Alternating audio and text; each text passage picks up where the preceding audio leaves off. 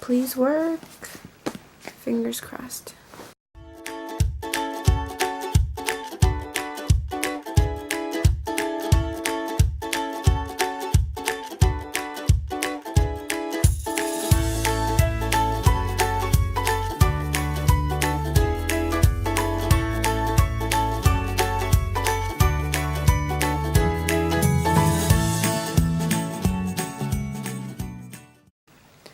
Hi guys, it is July 6th, so happy 6th, because every day should be a happy day. I just keep having horrible nights. Today I fainted pretty quickly after I woke up, which is always a sign that it's going to be a really rough day. I have my nausea meds here. They go through my Hickman, and I pause my TPN while I do them since they're not compatible. I'm going to hook up to my first bolus of the day. For those who don't know, I do 2 saline, 1 liter saline boluses a day. So 2 liters of saline every day on top of 3 liters of TPM. So I get about 5 liters a day. Today we're waiting for sensitivities to come back from my cultures to see what antibiotic I should be on.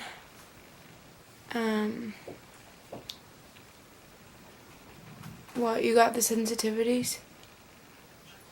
Oh, sure. I thought my dad got the sensitivities. I was like, why didn't you tell me? I think a friend is coming over today, which is really fun because I don't get to see friends a lot. One, because I have to be strict about who I see and when I see them because of the chance I get sick, because they may have been contagious at some point.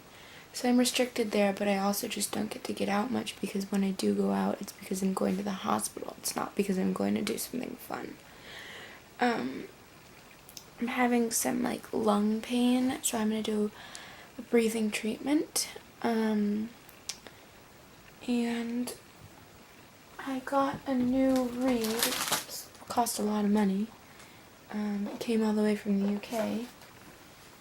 And it should be interesting to see how I feel reading it. Since the conditions are slightly different.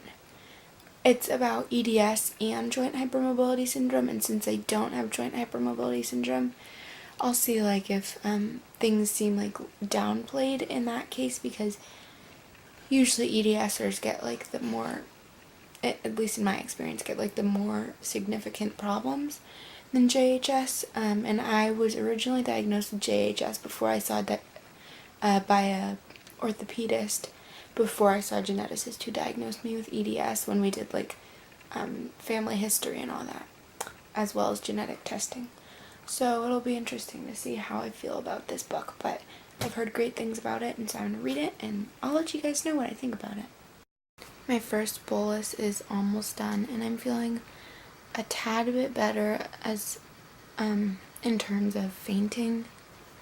I'm still feeling pretty dizzy, but I don't feel like I'm just in a constant state of pre-syncope or unconsciousness, so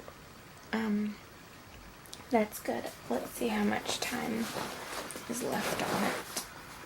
So here's my backpack. Here's how I have it set up.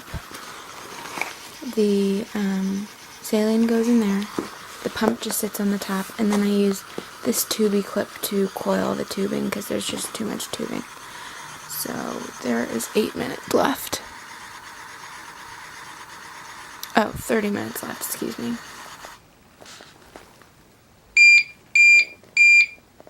And I'm low on batteries. Okay. We'll keep that going for now. I'm going to make a video about this. I know a channel I follow, Chronically Jackie, has a video about her POTS infusions, and I think she talks about these.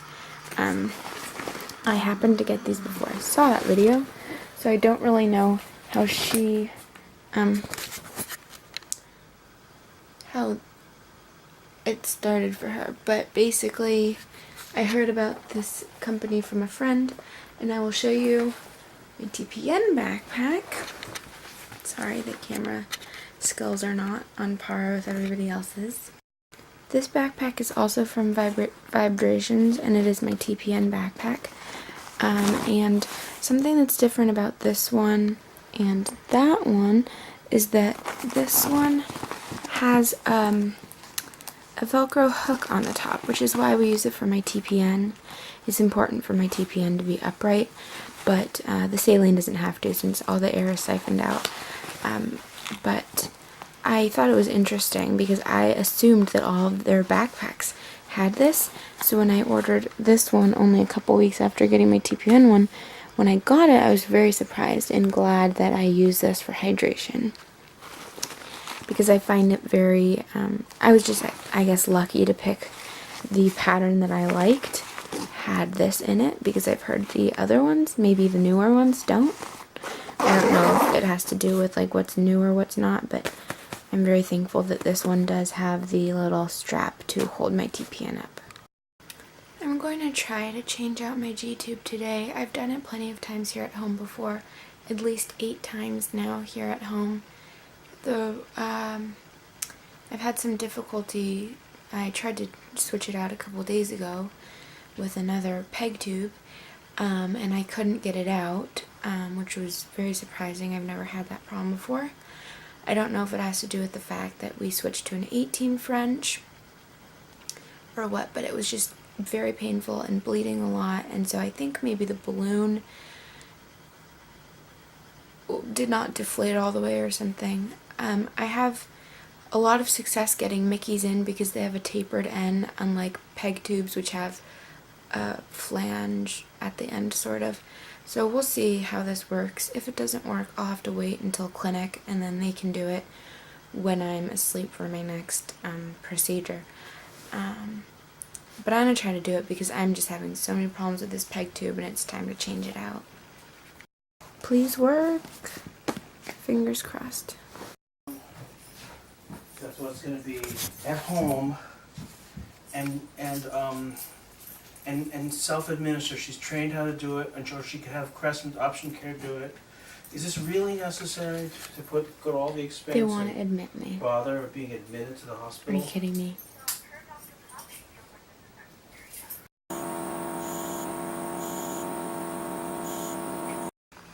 Hey guys, so a lot has happened today. It is like 6 p.m. now, and we've basically went from me needing to be admitted by 7 p.m. to having 6 doses of my antibiotic being delivered by 9 p.m. tonight, so I won't have to be admitted as long as I don't get any worse. If I get worse, or if my pain gets worse or stays the same even, then by the end of this weekend I'll most likely need to be admitted per my pediatrician's orders. But if not, I'm good to stay at home and just finish the antibiotics, the IV ceftriaxone here. And I have a friend here, but she is... You don't want to say hi? Hola, ¿cómo está? Okay.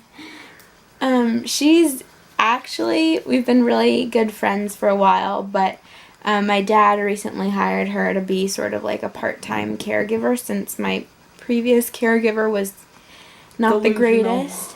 She was a little crazy, to say the least. Not to bash her or anything. She just would do better as like a dog caregiver or a caregiver of a kid with very minimal needs, and I have a lot of needs because I'm basically... I wonder why. I'm basically like a walking, a rolling mess, hospital on wheels. So, I needed something bigger, but we're gonna watch a movie if we can ever figure out which one to watch.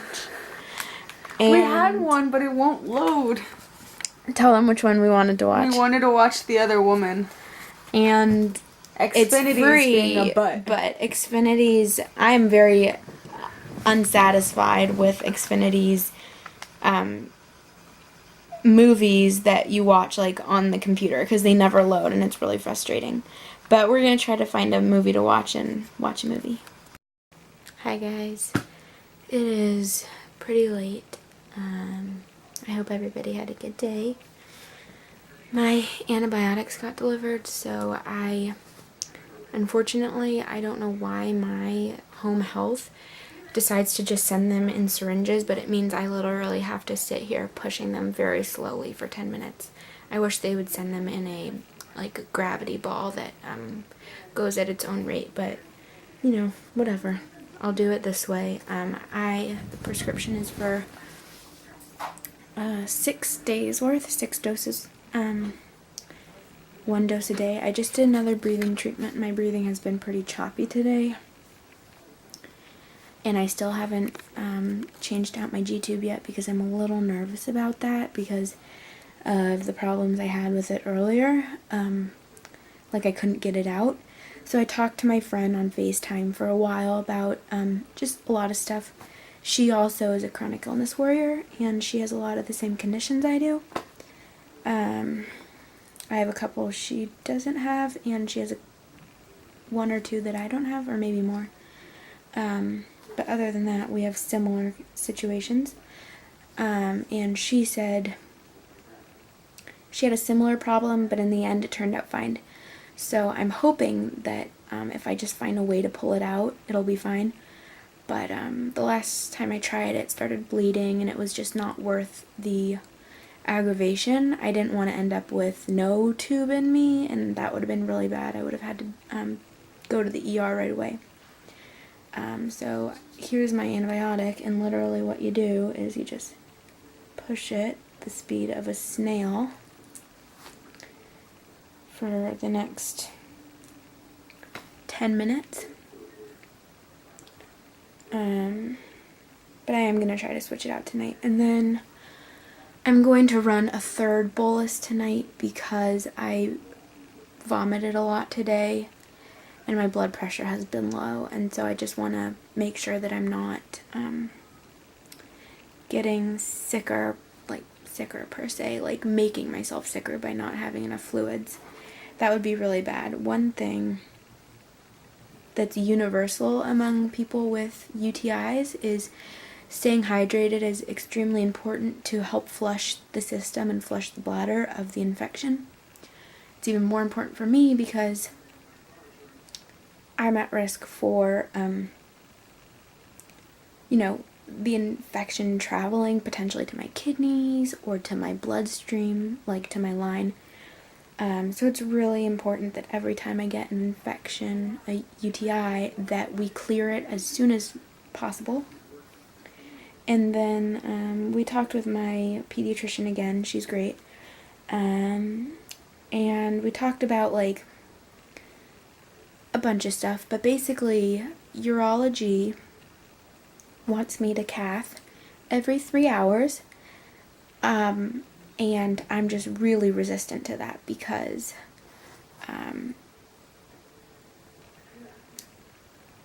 cathing every 3 hours, in my book, increases my risk, not decreases. And the last time I cathed every 3 hours, I ended up with a kidney infection, a suspected kidney infection, also called pyelonephritis, I think that's what they called it. And I ended up with a fever, which I only get maybe a fever once every couple years. So I ended up with a fever and blood in my pee. So that was scary, and a lot of back pain. So I'm hoping that won't happen this time, but we'll see. Tomorrow I have my appointment with my orthopedist, who is knowledgeable about my Ehlers-Danlos syndrome. I am going in to get new prescriptions for all my bracing and get a couple new braces, and also just talk about the progression of my joints and their not joint disease, but the progression of my Ehlers-Danlos in my joints. And I suspect we'll be talking about different options in terms of what we can do for my joints, because there are positives and negatives to bracing. And there are also some positives and a lot of negatives, at least for me, to physical therapy. So we'll just sort of have to see what he thinks about all my issues. So I'm looking forward to that appointment. I've been waiting for that appointment for a while. He's a very in-demand orthopedist. Probably because of his knowledge of everything. So, I'm pushing my antibiotic, and in the event that I have an allergic reaction, I have my IV Benadryl and my Epi right next to me. So in case I need to use Epi or IV Benadryl, I can. But with that, that's pretty much everything. I'm very exhausted. Once I do my antibiotic, I will take my nausea meds, hook up to my TPN, and hook up to my bolus, and then I'm gonna head off to sleep. If I can fall asleep. Last night I had a lot of trouble just because I was in so much pain. And I was just puking so much. So let's hope tonight is a better night. And there goes my alarm. So I gotta go. Bye guys. Talk to you tomorrow.